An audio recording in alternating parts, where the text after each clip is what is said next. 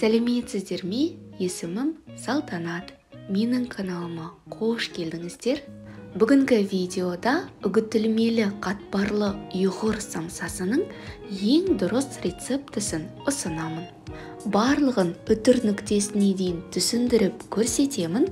Маңызды сәттерін жіберіп алмау үшін видеоны өткізбей қараңыздар. Ендеше бисмиллах деп бастаймыз. Қамыры үшін електен өткізілген ұн, салқын сары май, бір жұмыртқа, 2 жұмыртқаның сарысы, қаймақ қажет болады. Салқын майды ұнға әрдайым ауната отырып, ірі үккіштен өткіземіз. Ұн мен майымызды қолымызбен үйкелеп араластырамыз, сонда осындай сап-сары крошка пайда болуы керек. Жұмыртқа мен қаймағымызға 1 шай қасық тұз қосып араластырамыз. Сұйықтығымызды құйып, қамыр илейміз. Бастапқыда силиконды күрекшемен араластырдым, кейін қолыммен жоғары төмен араластырып, жұмсақ қамыр иледім. Бұл үгітілмелі, яғни песочный қамыр. Осы қамырдан етті бәліш, яғни мясной пирог дайындауға болады. Осындай әдемі, сап-сары, жұп-жұмсақ қамыр шығады. Қамырымызды 4 бұрышты формаға келтіріп, бетін жауып орап, кем дегенде 20-30 минутқа тоңазытқышқа жібереміз. Қамырымыздың ортасына жағуға сары майды өте баяу отта ерітіп алуымыз қажет. Бөлме температурасында жұмсарып тұрған сары майды да жағуға болады. Қамырымыз 30 минут көлемінде тоңазытқышта тұрды, құрамындағы майы сәл қатты, енді қамырмен жұмыс істеу ыңғайлы болады. Бір бөлігін қайтадан тоңазытқышқа орналастырамыз, екінші бөлігін жаямыз. Ұнды себелей отырып, қамырымызды барынша 4 бұрышты етіп жаюға тырысамыз. Қалыңдығы 1-1,5 мм болса жеткілікті. Кейбір рецепттерде ұнмен емес, картоп немесе жүгері крахмалмен жаю керек деп айтып жатады. Самсаның қамырын дайындағанда талай рет крахмалмен жайып көрдім. Иә, крахмалмен жақсы жайылады, бірақ қамырдың жабысқақтық қасиеті азайып кетеді. Сол себепті әдемі етіп түю крахмалмен қиын. Бізге самсаны, яғни ұйғыр самсасын өріп түю керек. Крахмалмен жайған кезде өріп түю қиын, жабыспай қалады.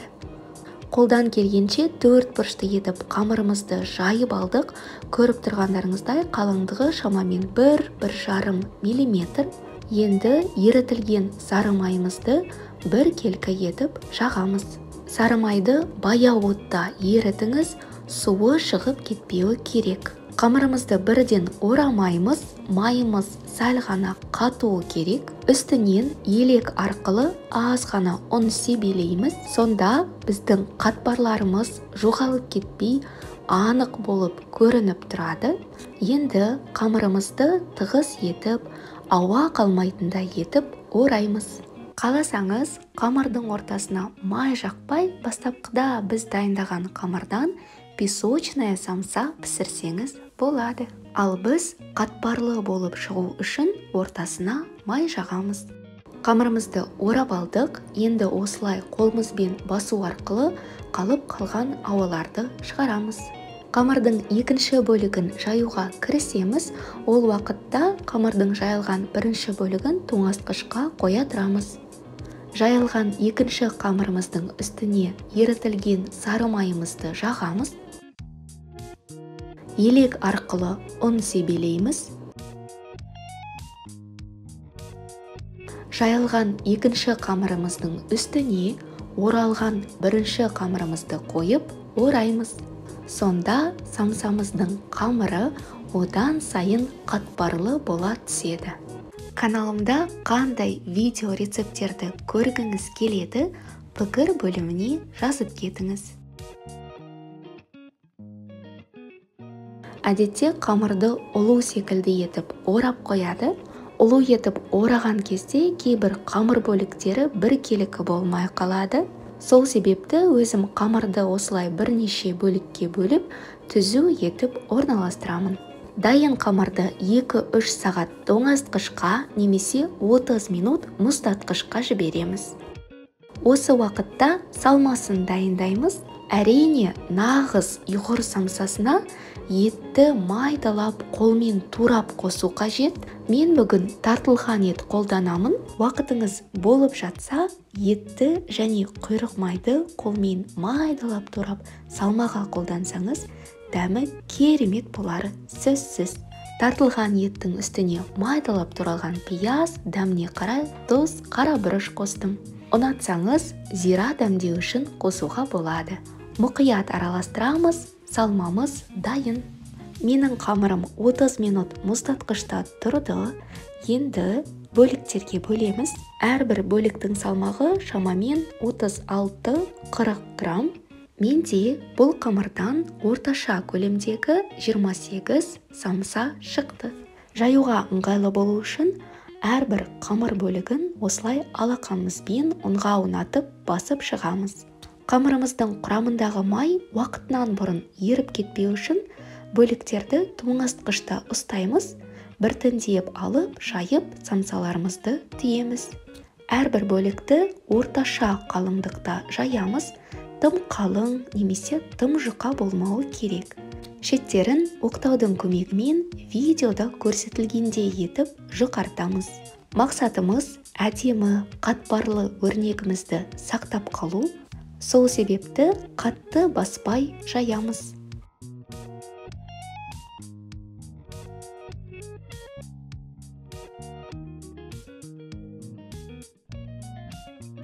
Бір шетіне салмамызды орналастырамыз. Салмамыз бір келкі жету үшін әрдайым өлшеп салып отырсаңыз болады.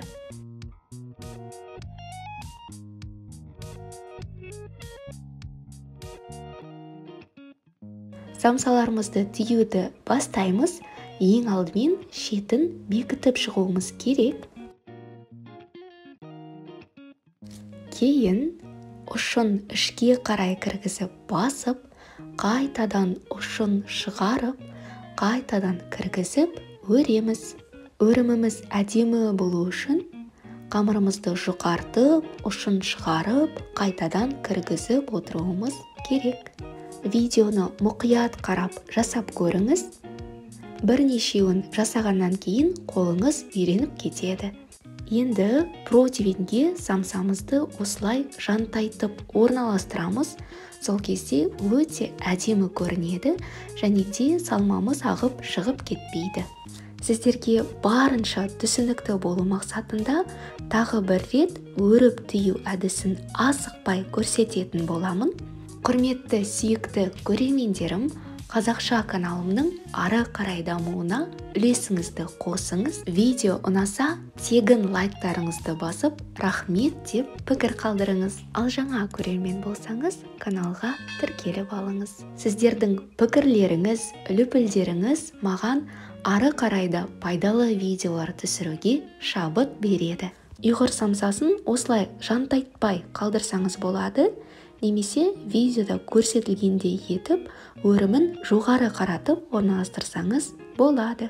Әдеттегідей сарыуыздың үстіне бір ас қасық сүтімізді қосып араластырамыз, бетіне жағып шығамыз. Бетіне әсемдік үшін қалауыңызша күнжіт, мак, қара күнжіт себуге болады. Құрметті көрерменім, видео ұнаса, пайдалы болса, лайк басып, пікір қалдырыңыз. Қандай да бір сұрақтарыңыз болса, пікір бөлімінде жауап беремін. 200 градусқа дейін алдын ала қыздырылған пеште 25 минутта пісіп шығады. Біздің алтындай әп-әдемі самсаларымыз пісіп шықты.